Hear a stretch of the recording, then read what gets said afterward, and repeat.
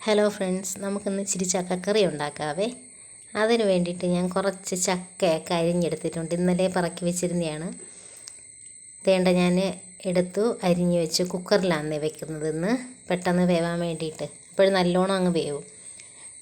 എന്നിട്ട് ഞാൻ അതിനകത്ത് ശകലം മഞ്ഞൾപ്പൊടിയും അതിന് ശേഷം ഒരു ഗ്ലാസ് വെള്ളവും കൂടെ ഒഴിച്ച് 2 വിസിൽ കേൾക്കുമ്പോഴേ അണയ്ക്കണേ. ദാണ്ടേ തേങ്ങയും 5-6 കാന്താരി മുളകും അതിന് ശേഷം ഞാൻ ഇച്ചിരി ജീരകവും കൂടെ എടുത്തിട്ടുണ്ട്.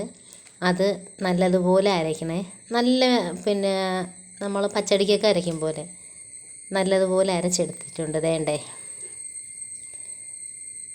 ഇതുപോലെ അരച്ചെടുക്കണം. ഇച്ചിരി തേങ്ങ മതി കേട്ടോ. അരയ്ക്കാൻ ഇച്ചിരി തേങ്ങ മതി.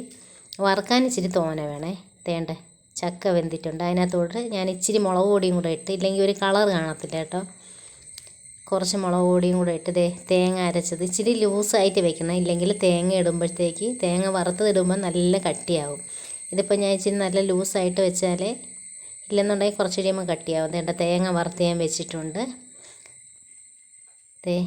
ഉപ്പിട്ടില്ലായിരുന്നു.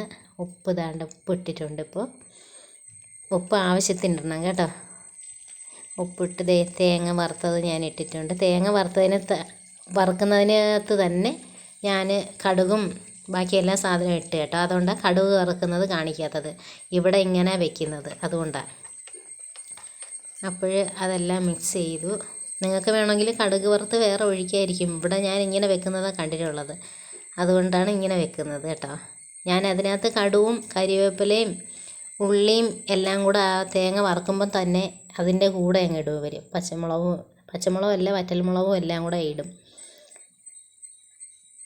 അതുകൊണ്ടാണ് ഞാനിപ്പോൾ ഇങ്ങനെ ചെയ്തത്. കടുക് വറുത്താലും നല്ലതായിരിക്കും. ഞാൻ ഇതുവരെയും വറുത്ത് നോക്കിയിട്ടില്ല. അപ്പോൾ വേണ്ടേ കറി റെഡിയായിരിപ്പുണ്ട്. പെട്ടെന്ന് വെക്കാൻ പറ്റുന്ന ഒരു കറി കേട്ടോ. നിങ്ങൾ കണ്ടിട്ട് അഭിപ്രായം പറയണേ എങ്ങനെയുണ്ടെന്ന്. വെച്ച് നോക്കണേ, എന്നിട്ട് പറയണം അഭിപ്രായം.